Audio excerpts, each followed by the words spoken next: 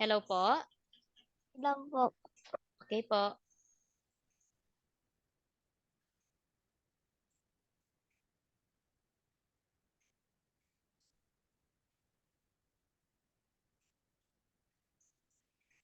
Magandang hapon po, Andre.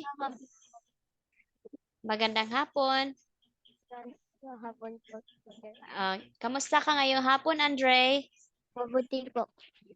May pasok ka ba kanina, Andre? Opo. Maaari ko pang malaman kung ano ang leksyon sa ano ba tawag yun? Anong leksyon na kayo sa Filipino? Filipino. Sa Mhm. same pa. Ano po yun? Sa same pa. Ano, Same lesson pa. same lesson. Ano pong ibig sabihin yung same lesson? Kasi marami na tayong ano ba tawag doon? Na na-discuss. Saan po? Yung magkasing kahulugan at magkasalungat? Tapos na po kayo doon? Hindi ko, I don't remember. Okay. Okay lang. Siguro hindi mo pa na, ano ba tawag doon? Hindi mo na tatandaan. Okay, ngayong hapon, Andre, magbabasa tayo ng isang kwento. Okay. Makikita niyo po ba ang aking screen, Andre? Opo. Okay.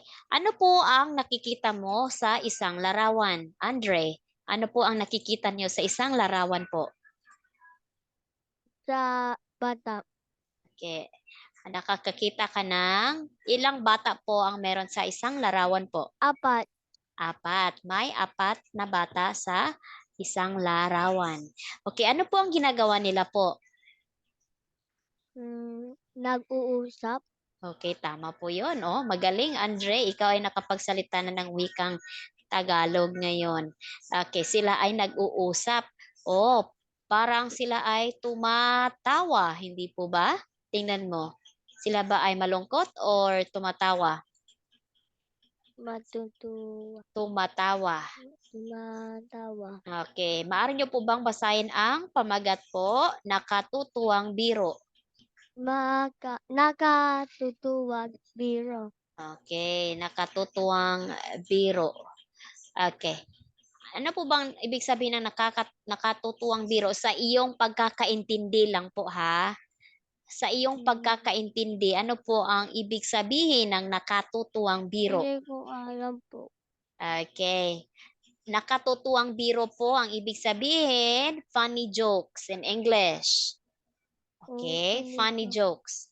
Okay, kaya sila ay tumatawa. Okay, katulad lang ng sa paaralan, Andre, kapag ikaw ay kumakausap sa iyong mga kaklase, minsan din kayo ay tumatawa sa mga nakatutuwang biro ng iyong mga kaklase. Gaya lang ng, ano ba tawag doon dito sa larawan. Okay, maaari niyo po bang basahin at pakilakasan po ang boses? Malakas ang tawanan. Malakas ang tawanan sa loob ng siling-aralan. Nina Kaloy, wala pa ang kanilang guro, Guro. Kaya't kaya walang humpay na tuksuhan. tunsahan Tuksuhan. at biruan, Tuksuhan. tuksuhan at At biruan. ang Ang ginagawa ng mga mag-aaral, pinag-uusapan nila ang mga katatawa na napanood sa telebisyon. sila Sila rin rin ay ay nagbibigay ng sarili nilang katatawang biro. biro. Ano po ang naintindihan ninyo dito po? Magbigay po kayo. Maaari niyo po bang sabihin kay Loob, ano po ang malak, lo, loob ng siling-aralan. na, Pinag-uusapan Okay. Mm, Andre, gusto po ni teacher na magbigay ka ng iyong opinion. I mean, sa base sa iyong naintindihan. Katulad na lang, just like you're going to say something about what you have understood. Okay, so sabihin mo, ang naintindihan ko po dito ay ang mga bata ay nag-usap-usap, gaya na lang usap-usap. ganun. Hindi po yung word for word. Okay? Hindi dapat you're going to say something. You're going to say about your opinion. Okay? Dapat ganun po. Maaari niyo po bang gawin 'yon? Andre, Mm, kaya niyo po? Hindi. Sige lang. Si teacher, tutulungan ka lang ni teacher. Ang naintindihan ko po naintindihan ko po ay ay ang mga bata, ang anong ginagawa ng mga bata? bata Ay ay pinag-uusapan ano pong pinag-uusapan nila po? na napanood Nila sa telebisyon. telebisyon. Yun. Tama po yun. Ganun po. Okay. Pinag-uusapan nila ang napapanood nila sa telebisyon. Sila ay, ano ba tawag doon? Sila ay gumagawa ng mga biro. Okay? Dahil wala pa yung guro nila, kaya walang humpay. Ibig sabihin ng walang humpay, walang tigil yung kanilang tuksuhan at biruan, kaya silang lahat ay nagtatawanan, nagkasiyahan. They are having fun. Okay, kapag ba sa iyong silid-aralan, Andre, ano po ba ang kadalasang ginagawa ninyo kapag wala pa po yung guro? Kapag wala pa yung guro, Sometimes review or recipe or but mostly hindi matuulan. maaari niyo po bang sabihin yon sa wikang Tagalog po? Huwag po kayong mag-aalala kasi tutulungan po kayo ni teacher. Sige po. Minsan, pwede Minsan, mo rin sabihin yon sa Taglish, but not English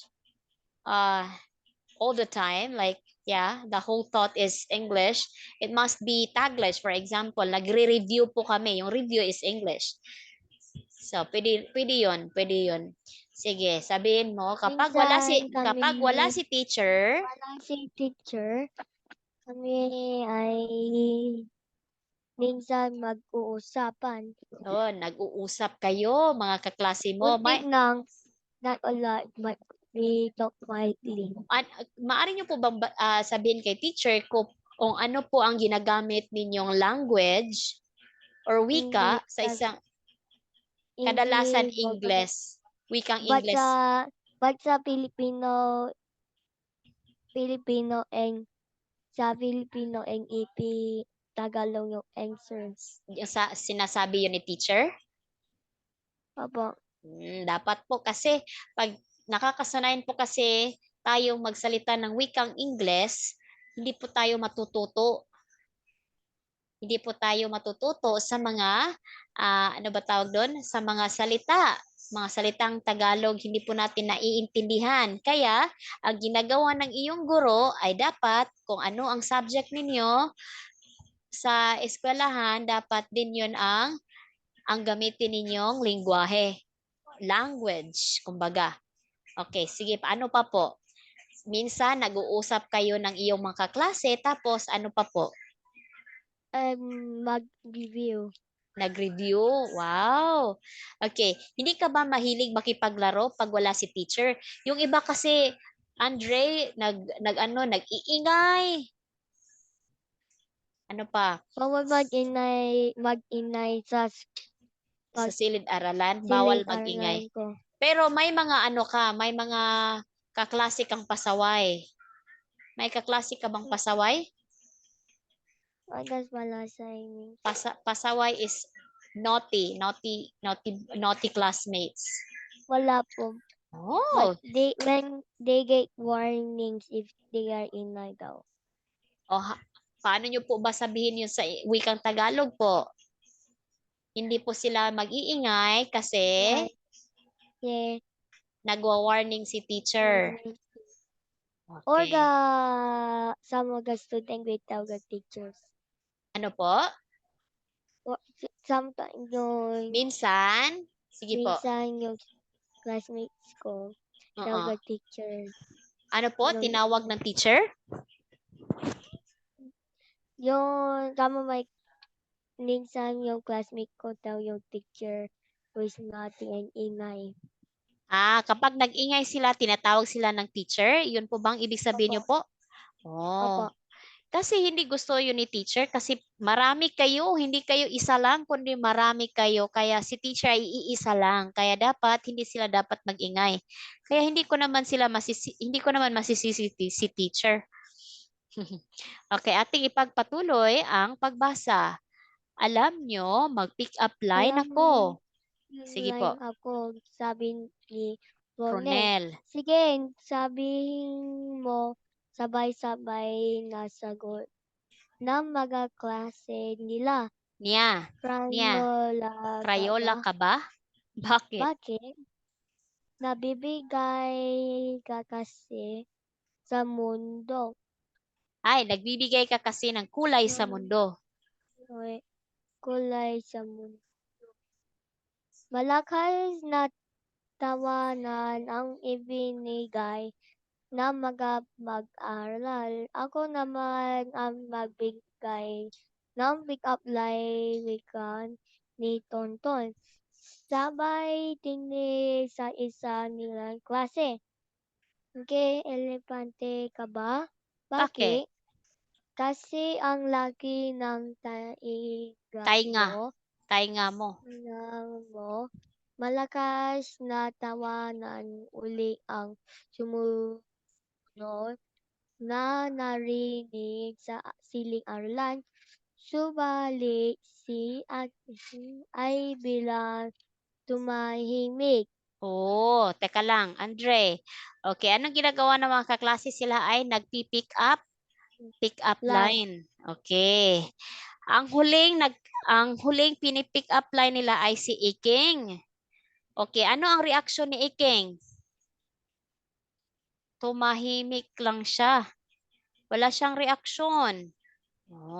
Kaya biglang pumasok ang si Gina si G. Ramos at narinig Ramos niya ang huling biro Biro ng na mag-aral matapos sinabating ng mga mag-aaral ay nabigay sila ng paalala sa mga ito tungkol sa tamang pagbibiro.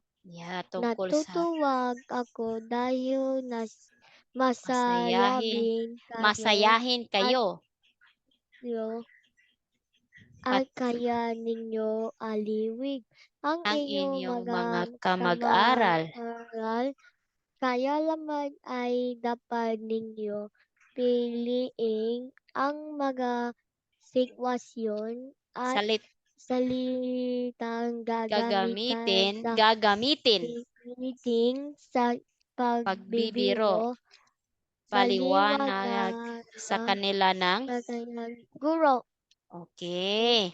Okay, silang lahat ay nagtatawanan dahil ano pong sinasabi, anong biro ang sinasabi nila ni Iking? Elepante ka ba? Bakit? Kasi ang laki ng tainga mo. Magandang biro ba yon? Do you think it's a good joke? Hindi. Naintindihan niyo po ba yung pick-up line niya? No. Are you an elephant? Because you have a big ears like the elephant. Do you think is it a good joke? No. Hindi po. Hindi po magandang biro yon. Okay, bakit po? Bakit kaya hindi naging magandang biro yon? Kasi po Kas yun kung somebody as an elephant. Okay, tama po yon. Tapos, nakakasakit ka po ng damdamin ng ibang tao po. Dapat, okay lang po yung magbiro, pero huwag gamitin or huwag ka pong describe sa iyong kamag-aral na siya ay katulad ng ganyan kasi malaki ang ganyan.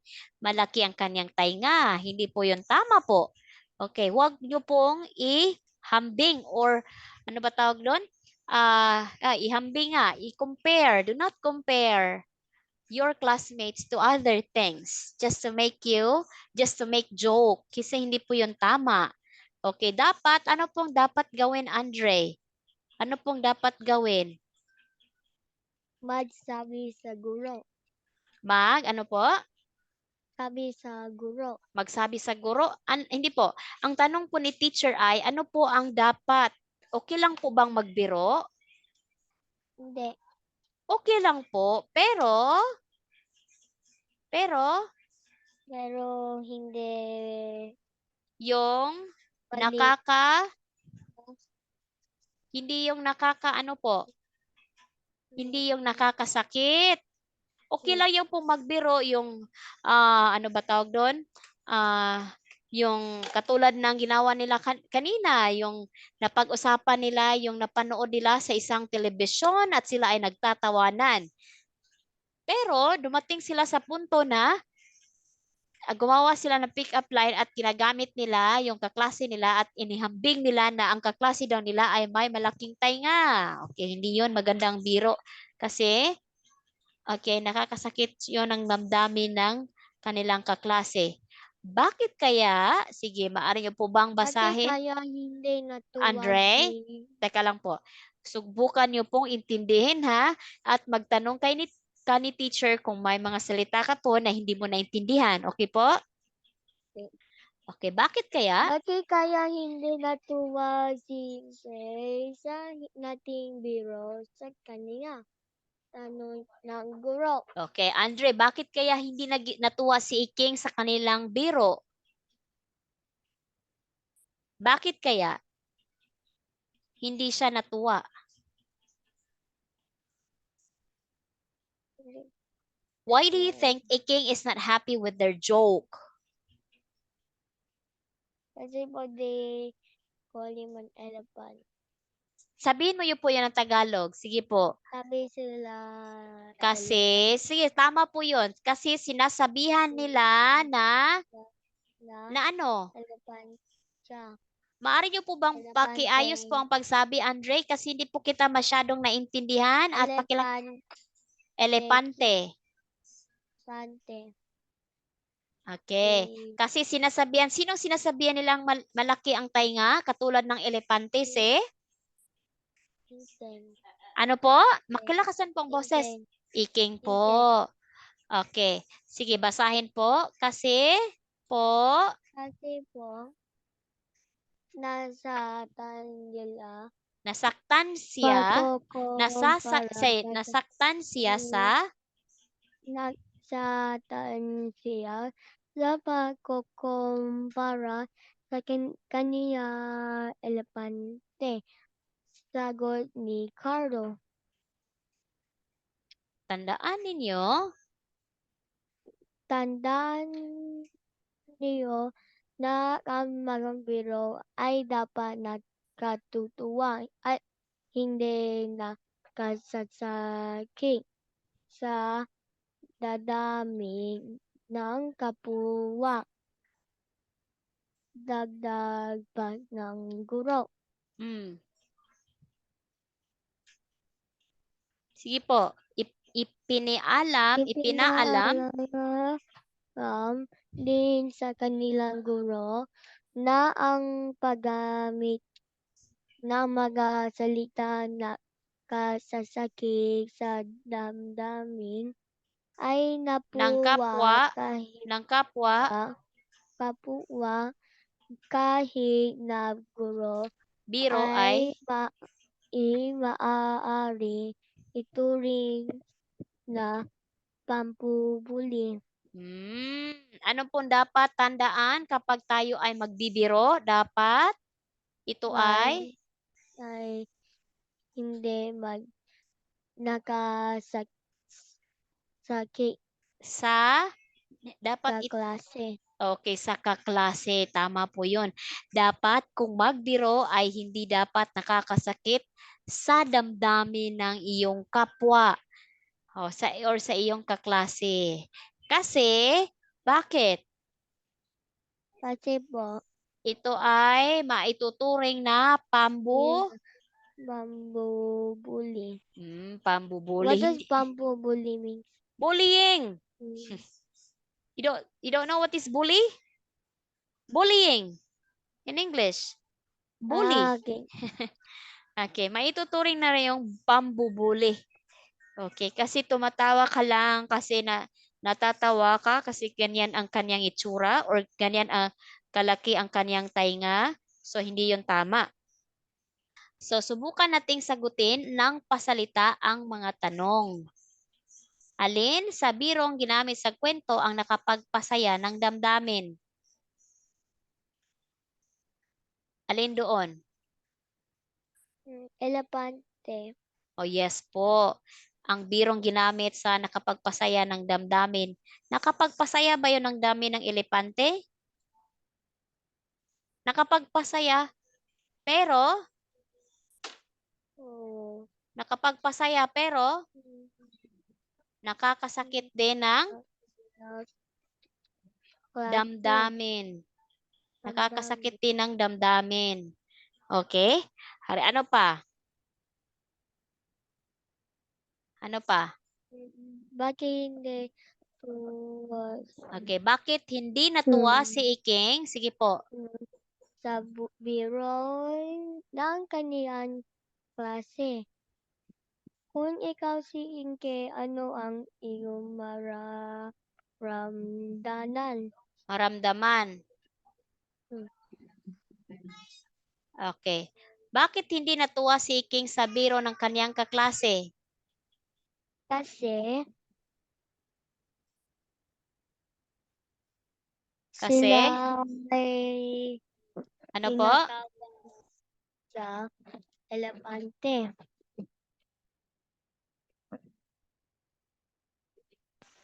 Okay, bakit hindi natuwa si Iking sa biro ng kanyang kaklase, Andre? Bakit po?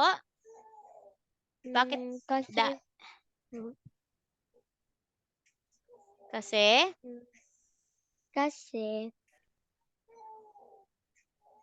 si Inke ay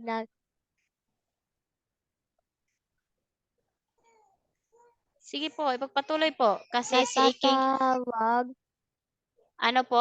Si Iking ay? nagtatawag ng isang elepante. Tinatawag siya or ikinokumpara. Hindi siya tinawag na isang elepante, kundi ikinokumpara. Ano bang ikinokumpara? Kino-compare siya sa isang elepante. Ikino-compare siya sa isang elepante na ang kaniyang tainga ay ang kaniyang tainga ay parang isang elepante dahil ito ay Palaki ng malaki. tenga na. Okay, kaya sila ay tumatawa. Kung ikaw si Iking, ano ang iyong mararamdaman? Kung ikaw si Iking, ano ang iyong mararamdaman?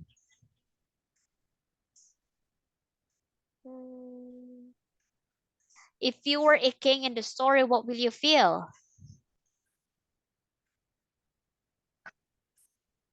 Malungkot. Magiging malungkot ako. Sige, sabihin mo nga yon. Malungkot ako. Magiging malungkot po ako kasi hindi ko po nagugustuhan ang kanilang biro. Okay, aking gusto po, sige, maging malungkot po ako dahil hindi ko po nagustuhan ang kanilang biro. Maaari niyo po bang basahin? Maging malungkot po ako dahil hindi ko nagustuhan ang kanilang biro. Okay, maging malungkot po ako dahil hindi ko po nagustuhan ang kanilang biro. Okay, hindi mo nagustuhan ang kanilang biro. Okay. Pangatlong bilang po, maaari niyo po bang basahin at sagutin? Naranasan Narasahan mo na bang nakapag saya ng iyong kapwa sa inyong mga biro? sa mga guro. sa yung mga biro. Okay. What does that mean? Naranasan mo na bang makapagpasaya ng iyong kapwa sa iyong mga biro? Have you ever tried to experience to let other laugh because of your joke? They laugh because of your joke? Have you ever tried to make jokes? No, Hindi yung nakakasakit ha. Biro lang. Nagsasabi ka ng joke tapos I sila, don't make jokes you don't make jokes? because I'm Ah, bad at making jokes. you're bad at making jokes. Kasi ikaw po ay isang tahimik lamang na bata at ayaw mo ng Opo. maingay at ayaw mo din. Siguro tahimik ka lang sa silid-aralan, no, Andre? Opo. Pero mahilig ka din makipag-usap, pero hindi Ay, masyado, kaunti. kaunti Yeah, lang. Bakit? May nagbubuli ba sa'yo sa iyong paaralan, Andre? hindi. Wala po? May nambubuli ba sa'yo doon, Andre? Wala. Wala. Okay. Nakagamit ka na rin ba? Sige po, maaari niyo po bang basahin? Nakagamit ka na rin ba ng mga salita na kasasakit sa dadamin sa iyong pabibiro?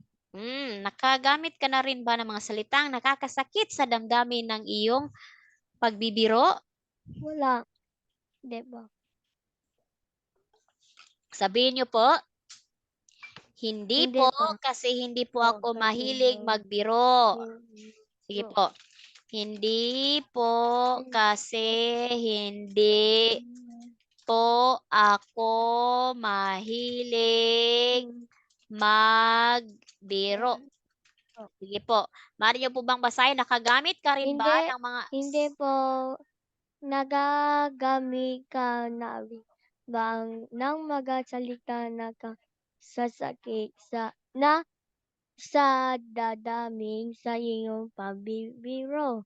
Hindi po kasi hindi po ako mahilig magbiro. Okay, hindi ka mahilig magbiro. Okay. Ang ikalimang tanong po. Ipaliwanag kung bakit dapat ingatan na ang mga salita ginagamit sa pabibiro. Mm.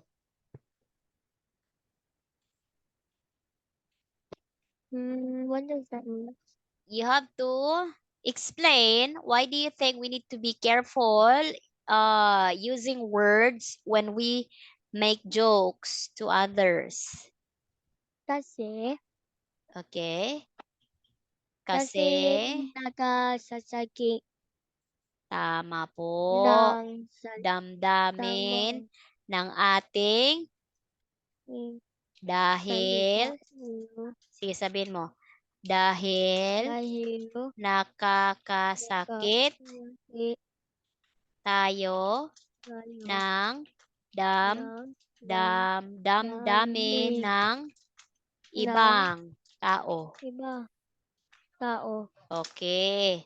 Dapat maging maingat tayo na hindi tayo nakakasakit ng damdamin ng ibang tao. Gusto mo bang nakakasakit ka ng damdamin ng ibang tao, Andre? Gusto mo ba yon? Hindi. Hindi. Siyempre hindi. Walang gusto nun. What if or kung ikaw ang nasa kanilang sitwasyon, syempre hindi mo rin magugustuhan 'yon.